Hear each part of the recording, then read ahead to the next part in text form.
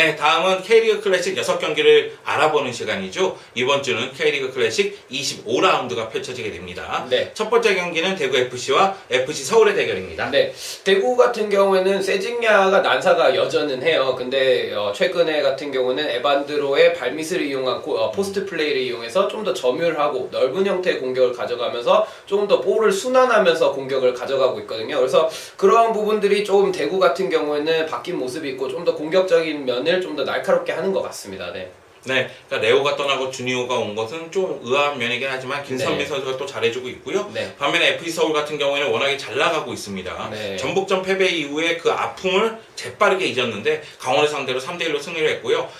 드디어 대안이 돌아왔습니다. 네. 우리가 원하는 대안이 돌아왔어요. 그쵸. 그러면서 대안이 해결사 역할을 하면서 공격 쪽에서 파괴력을 발휘하고 있습니다. 네. 그러면 누가 이길까요?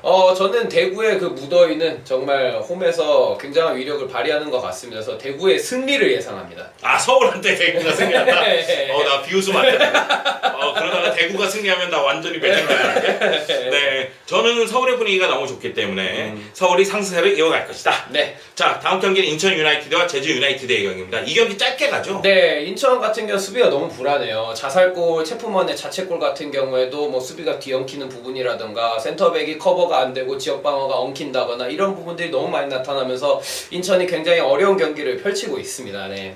제주 같은 경우에는 살아났습니다. 제주가 연승 가도를 달리면서 공격력을 또 과시하게 있긴 하고 수비 쪽도 포백에서 3백으로 다시 바꾸면서 안정감을 꾀하고 네. 있는 상황입니다. 근데 제주는 원정이 좀 약한 면모가 있죠. 그쵸, 네. 그리고 여름에도 좀 약한 면모가 있기 때문에 네. 인천 원정이 쉽지만은 않을 것 같아요. 네. 그럼 누가 승리할까요? 저는 제주가 그래도 공격력이 많이 좋아졌고 윤빛가람의 활약도가 정말 좋더라고요. 그래서 제주의 승리를 예상하겠습니다. 네, 저도 마찬가지예요. 왜냐면 인천이 전북을 상대로 스스로 무너지는 모습이 네. 나왔기 때문에 이 분위기를 끊기는 좀 어려울 것이다. 네. 그렇기 때문에 제주가 공격력을 앞세워서 승리할 것으로 예상을 합니다. 네. 다음은 광주FC와 수원 삼성의 경기인데요. 네. 이 경기도 인천 제주와 좀 분위기가 비슷하죠. 비슷하죠. 예. 근데 광주 같은 경우는 인천과 그래도 조금 더 나은 포인트는 조금 더 화끈함을 추구합니다. 그래서 공격 일변도가 있고 그러다 보니까 이제 수비 불안함이 조금 더 보이는 것 같고요. 그래서 광주 같은 경우에는 분위기에 따라서 조금 더 어떻게 될지 모르는 상황이 좀 더 있는 것 같습니다. 그래서 아마 광주가 조금 더 공격력을 잘 발휘한다면 수원 상대로도 선전을 할 수 있지 않을까 생각을 합니다. 네, 최근 제가 수원바가 아니냐 이런 얘기를 듣고 있습니다. 왜냐면 제가 수원 네. 경기 해설을 좀 많이 하는 편이고 네. 그리고 제가 해설하는 경기에서 수원이 그쵸. 이런 표현하면 안 되지만 미쳐 날뛰어요. 네. 뭐 조나탄, 염기훈, 뭐 네. 김민우 네. 뭐 말할 것이 없지 너무나 잘해주고 있기 때문에 근데 뭐 어제 제가 해설하는 울산과 수원의 경기는 1대1 무승부가 되긴 했지만 네. 여하튼 수원이 그 정도로 기세가 좋습니다. 5연승에서 6연승으로 가지는 못했지만 6경기 우패를 달리고 있고 네. 조나탄은 여전히 무섭고 네. 염기훈도 제 역할 하고요. 네. 그리고 이제 수비 쪽의 3백도 안정감을 찾은 모습이기 때문에 공수에서 제 힘을 발휘할 거라고 생각을 하고요. 네. 제가 어제 네. 그러니까 수요일 날 네. 울산 가서 울산과 수원 경기를 해설하고 돌아오는 네. KTX 차에서 네. 수원 팬들에게 포위당했었어요. 네. 뭐 어떤 일 때문에? KTX 안쪽에 다 수원 팬들이었어요. 아. 네. 그러나 그 누구도 저를 알아보지 못했다는 거. 그 정도로 제가 인지도가 낮다는 거. 근데 수원바라니.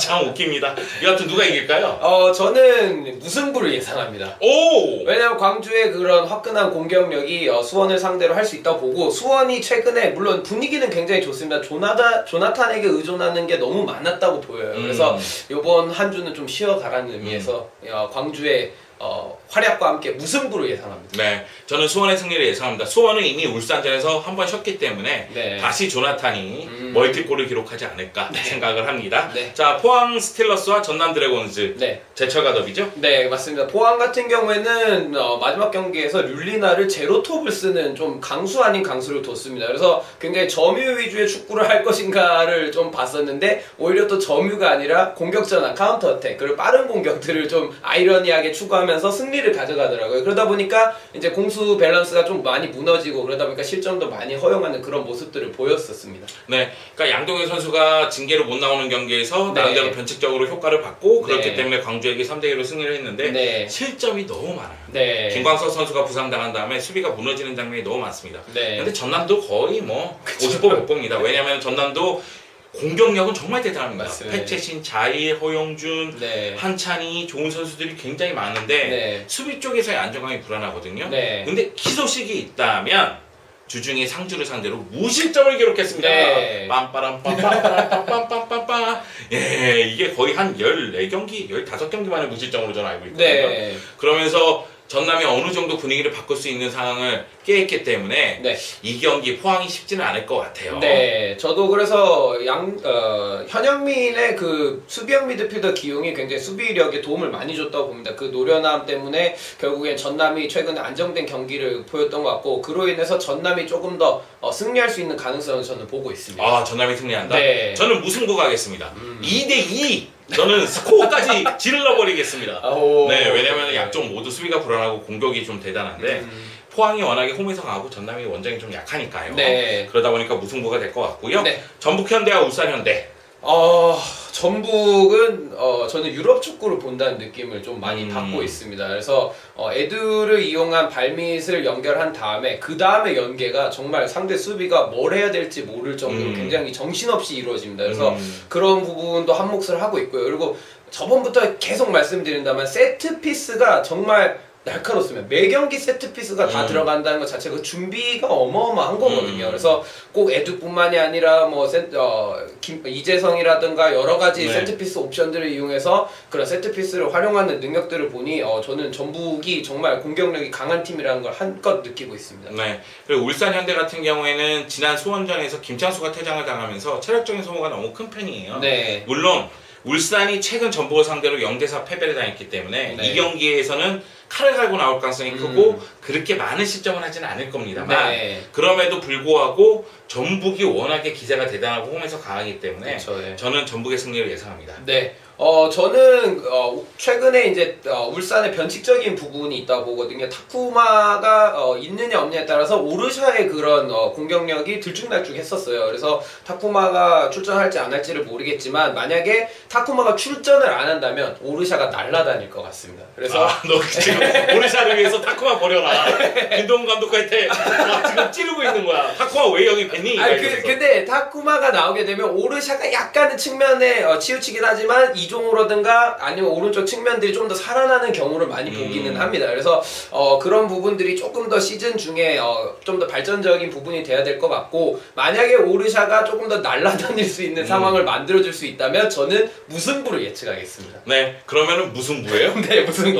말 되게 어렵게 하네. 네, 저는 전북승, 이쪽은 네. 무승부. 네. 자, 상주 상부와 강원 FC의 대결입니다. 네, 상주 같은 경우는 최근에 불안함이 좀 많이 있었어요. 특히 이제 수비 쪽에서 미스커뮤니케이션이 너무 많았었고 패스 미스가 잦으면서 빌드업 상황에서 볼이 끊기고 공격 전환이 너무 쉽게 허용하면서 골을 실점하는 모습들이 많이 보였었고 그리고 주민규가 나오지 않고 박희성이 스트라이커로 나왔을 때는 좀 더 침투적인 그런 주문들을 많이 했었는데 이게 미드필더와 연계가 굉장히 어려운 것들을 많이 발생을 시켰습니다. 그러다 보니까 저번 경기에서 전반전에는 거의 뭐 점유나 이런 부분이 없었었고 후반에 그나마 주민규가 들어오면서 점유가 살아나고 미드필더 플레이가 살아나긴 했지만 사실 좀 더 연계적인 스트라이커가 상주에게는 좀 더 필요하지 않나 싶습니다.